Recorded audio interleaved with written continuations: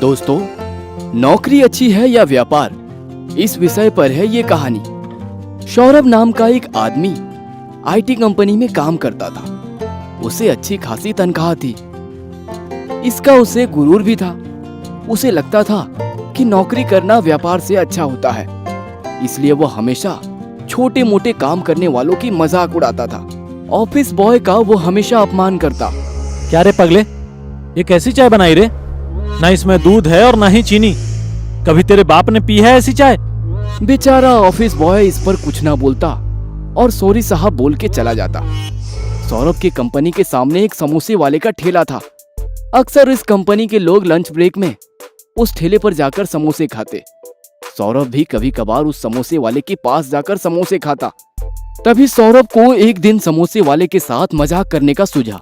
ओ समोसे वाले भैया, यार तुमने तो तुम्हारी ये दुकान बड़ी सज धज कर रखी है। तुम्हारे पास अच्छा खासा मैनेजमेंट स्किल है, पर क्या तुम्हें नहीं लगता कि समोसे बेचकर तुम्हारा समय बर्बाद कर रहे हो? ओ कैसन साहब? अरे सोचो, अगर तुम मेरे जैसे अगर कोई बड़ी कंपनी में काम करते तो आज मेरे जैसे मैनेजर होते। क्यों, सही कहा ना? समोसे वाले ने सौरभ की तरफ देखा और बोला, बात तो सही कहा साहब आपने, पर मेरी भी एक बात सुन ही लो। वो क्या? साहब जी, मुझे लगता है कि मेरा काम आपसे बेहतर है। वो कैसे? तुम तो मामूली समोसे बेचते हो, फिर तुम्हारा काम कैसे बड़ा हो सकता है? वो ऐसन बात है साहब जी, 10 साल पहले मैं एक टोकरी में लेकर समोसे बेचता था। उसी समय आपको इस कंपनी में जॉब मिली। उस समय मैं 10,000 रुपये महीने कमाता था और आपको उसी समय 10,000 तनख्वाह थी। पिछले 10 साल में हम दोनों ने काफ़ी तरक्की कर ली। आप उस कंपनी में मैनेजर बन गए और मैंने इसी बीच अपनी एक समोसे की दुकान खोल ली और इस इलाके का मशहूर समोसे वाला बन गया। तो समोसे की दुकान खोलना कौन सी बड़ी बात है? कोई बड़ी बात नहीं है साहब जी, लेकिन मेरी बात तो सुन लीजिए। हाँ, कहो। देखो साहब जी, अब आपकी तनख्वाह है महीने का 1 लाख और मैं भी लगभग उतने ही या फिर उससे ज्यादा समोसे बेचकर कमाता हूँ। इसलिए मैं ये दावे के साथ कह सकता हूँ कि मेरा काम आपसे बेहतर है और मेरे बच्चों का भविष्य भी सही है। सौरभ ने कुत्सित होकर पूछा, बच्चों का भविष्य? मैं बताता हूँ साहब जी, जरा मेरे बातों पर ध्यान दीजिए। मैंने उस समय कम पूंजी में अपना कारोबार शुरू किया, पर अब मेरे बच्चों को ऐसा करने की जरूरत नहीं पड़ेगी। एक दिन मेरा बेटा इस कारोबार को चलाएगा। उसे अब जीरो से शुरू करने की जरूरत नहीं, क्योंकि उसे मेरा शुरू किया कारोबार ही आगे बढ़ाना है। पर साहब, आपके बारे में सब उल्टा है, क्योंकि जिस कंपनी में आप काम करते हो उस कंपनी के मालिक के बेटे को उसका फायदा होगा, ना कि आपके बच्चों को। आपके बच्चों को तो फिर से जीरो से शुरू करना पड़ेगा। अब साहब, आपकी कंपनी की पोस्ट तो आप अपने बच्चों को नहीं दे सकते हैं, उन्हें तो फिर से स्टार्ट करना पड़ेगा, जैसे आपने 10 साल पहले किया था।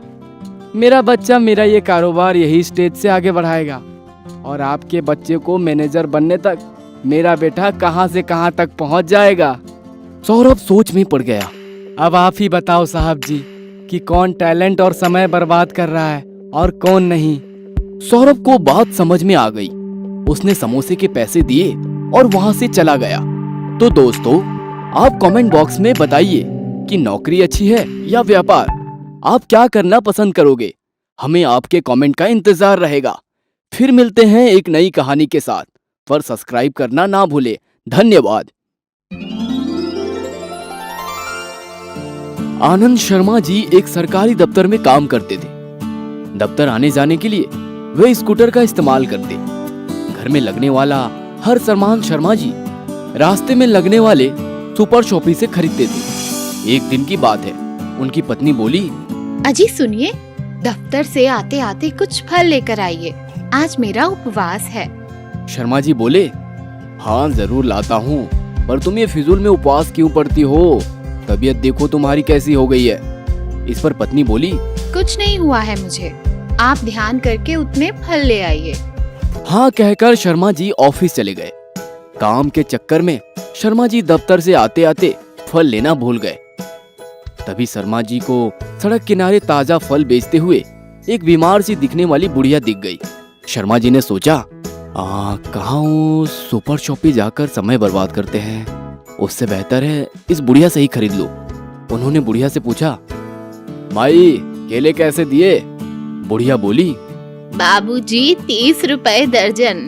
शर्मा जी बोले, माई 20 रुपए दूंगा। बुढ़िया ने कहा, 25 रुपए दे देना, 2 पैसे मैं भी कमा लूंगी।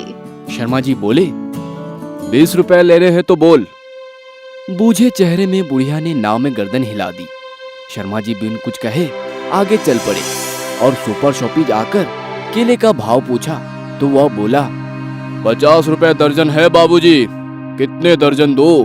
शर्मा जी बोले, 2 साल से फल तुमसे ही ले रहा हूँ, ठीक भाव तो लगाओ भाई। तो उसने कहा, बाबूजी यहाँ हम तोल भाव नहीं करते, लेने हैं तो बोलो, मेरे पास और भी कस्टमर है। शर्मा जी को उसका यह व्यवहार बहुत बुरा लगा। उन्होंने कुछ सोचकर स्कूटर को वापस ऑफिस की ओर मोड़ दिया। सोचते सोचते वो बुढ़िया के पास पहुंच गए।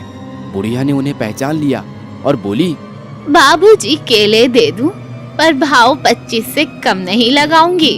शर्मा जी ने मुस्कुराकर कहा, माई 1 नहीं 2 दर्जन दे दो और भाव की चिंता मत करो। बुढ़िया का चेहरा खुशी से दमकने लगा। केले देते हुए वो बोली, बाबूजी मेरे पास थैला नहीं है। फिर बोली, एक टाइम था जब मेरा आदमी जिंदा था तो मेरी भी छोटी सी दुकान थी, सब्जी फल सब बिकता था उस पर। आदमी की बीमारी में दुकान चली गई, आदमी भी नहीं रहा, अब खाने के भी लाले पड़े हैं, किसी तरह पेट पाल रही हूँ, कोई औलाद भी नहीं है जिसकी ओर मदद के लिए देखूं। इतना कहते कहते बुढ़िया रुआसी हो गई और उसकी आंखों में आंसू आ गए।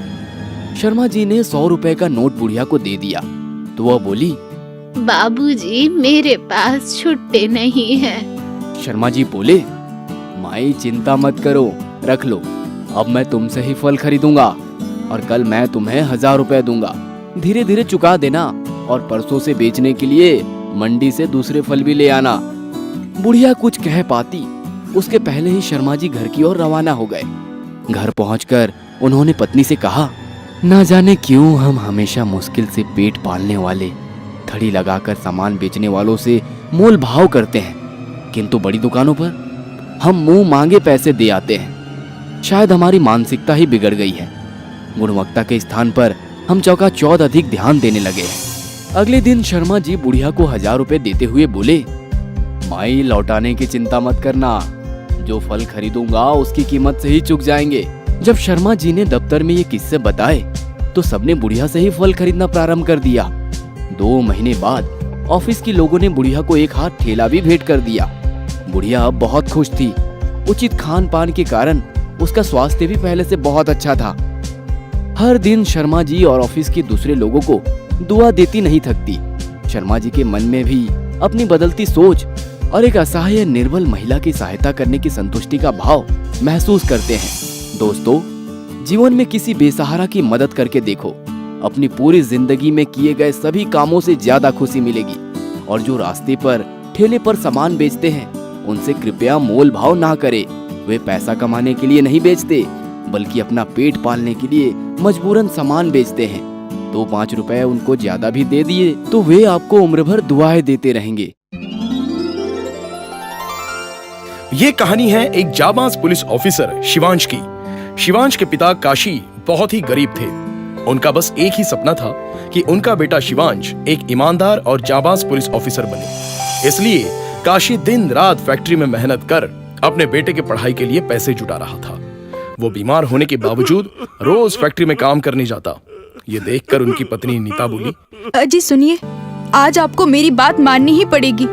आपको इतनी तेज बुखार है, कम से कम आज तो आप फैक्ट्री मत जाइए। तो काशी ने कहा, नहीं, अगर मैं नहीं गया तो फिर आज की मेरी तनख्वाह कट जाएगी और अब शिवांश के इम्तिहान आने वाले हैं, उसकी फीस के लिए पैसे भी तो जुटाने हैं। तुम चिंता मत करो, मैं बिल्कुल ठीक हूँ। एक बार मेरा बेटा पुलिस अफसर बन जाए फिर मैं आराम ही आराम करूंगा। ये कहकर काशी फैक्ट्री चला गया। अब उधर शिवांश के पिता फैक्ट्री में दिन रात मेहनत करते। ये ले बेटा शिवांश, तेरे कोचिंग की फीस। तेरा पुलिस भर्ती का इम्तिहान आने वाला है ना, पैसे की तू बिल्कुल चिंता मत करना। तो शिवांश ने कहा, थैंक यू डैड। शिवांश झूठ बोलकर अपने पिता के दिए पैसों से अपने दोस्तों के साथ सिनेमा पिक्चर देखने चला गया। शिवांश के दोस्तों ने कहा, यार तेरे डैड तो बहुत ही कमाल के हैं। तेरी मौज मस्ती और जेब खर्च के लिए तुझे कितने पैसे देते हैं। और एक हमारे डैड हैं जिनके पास इतनी सारी दौलत है, फिर भी हर समय बचत का लेक्चर देते रहते हैं। कहते हैं पैसे खूब पसीने बहाकर कमाए जाते हैं। काश मेरे डैड भी तेरे डैड जैसे होते यार, तू बहुत ही किस्मत वाला है। तो शिवांश ने कहा, हाँ वो तो है। एक दिन शिवांश देर रात पिक्चर देखकर घर पहुंचा, जहां उसने छुपकर अपने माता पिता की बातें सुनी। शिवांश की मां ने कहा, सुनिए, अब से आप उस फैक्ट्री में काम नहीं करेंगे। आज तो हद हो गई। उन लोगों ने आपको चोर कहकर इतना बेइज्जत किया, आप पर हाथ उठाया। बस अब बहुत हो गया। मैं शिवांश को सब सच बता दूंगी कि उसके पिता पैसों के लिए कितनी मुश्किल झेलते हैं। तो काशी ने कहा, नहीं, जब तक मेरा बेटा पुलिस अफसर नहीं बन जाता तुम उसे कुछ नहीं बताओगी। वो बहुत ही होनहार है, मुझे उस पर पूरा भरोसा है। और ये तो छोटी मोटी चोट है, तुम परेशान मत हो। बस एक बार शिवांश पुलिस ऑफिसर बन जाए, फिर मैं सबसे फक्र से कह सकूंगा कि मैं एक ईमानदार पुलिस ऑफिसर का पिता हूं। चलो तुम खाना लगाओ, शिवांश आता ही होगा। अपने पिता की दुख और सच्चाई जानकर शिवांश को बहुत ही दुख हुआ। उसे अपनी गलती का एहसास हो गया। वो रात भर अपने कमरे में रोता रहा और उसने ठान लिया कि अब वो अपने पिता की जगह काम करेगा और दिन रात मेहनत कर अपने पिता के सपने को पूरा करेगा। अगले दिन जब काशी काम पर पहुंचे तो वहां के मैनेजर ने उन्हें घुसने नहीं दिया और काम से निकाल दिया। काशी ने कहा, मैनेजर साहब, अगर मैंने काम नहीं किया तो मेरे बेटे को पुलिस में भर्ती करने का मेरा सपना अधूरा रह जाएगा, मुझ पर रहम कीजिए। तो मैनेजर ने कहा,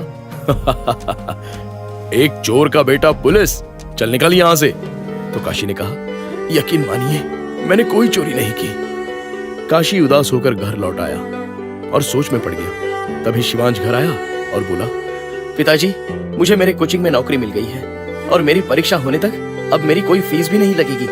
अब आपको मेरी फीस के लिए चिंता करने की कोई जरूरत नहीं है। यह सुनकर काशी बहुत खुश हुआ और अपने बेटे को गले से लगा लिया। लेकिन शिवांश ने अपने पिता से झूठ कहा था, क्योंकि अब शिवांश एक कंप्यूटर शॉप में पार्ट टाइम नौकरी करने लगा और बाकी टाइम वो दिल लगाकर खूब पढ़ाई करता और बचे पैसे अपनी माँ को घर खर्च के लिए देने लगा। ये सब देखकर काशी की चिंता दूर हो गई। धीरे धीरे समय गुजरा और शिवांश की मेहनत रंग लाई। शिवांश ने अपनी कड़ी मेहनत से पुलिस परीक्षा पास की और अपने पिता को सरप्राइज देने के लिए अचानक ही उनके सामने पुलिस की वर्दी में वो आ खड़ा हुआ। अपने बेटे को पुलिस की वर्दी में देखकर काशी के आंसू थमने का नाम नहीं ले रहे थे। शिवांश ने अपनी टोपी उतारकर अपने पिता के सर पर पहना दी। काशी ने कहा, आखिर मेरे बेटे की मेहनत रंग लाई। तो शिवांश ने कहा, नहीं पिताजी, ये तो आपकी मेहनत का नतीजा है जो मैं ये कर पाया। शिवांश ने नम आंखों से अपने पिता को गले लगा दिया और अंत में सभी फैक्ट्री के लोग ये जानकर ताज्जुब रह गए कि आखिर काशी ने वो कर दिखाया जो उसने कहा था। और आज फैक्ट्री के वही लोग काशी को सलाम करते हैं। इसलिए कहते हैं कि अगर आप अपने काम को पूरी ईमानदारी से करो तो कोई परेशानी आपके सपने को पूरा करने से रोक नहीं सकती। इसलिए कहते हैं, जहां चाह है वहां राह है।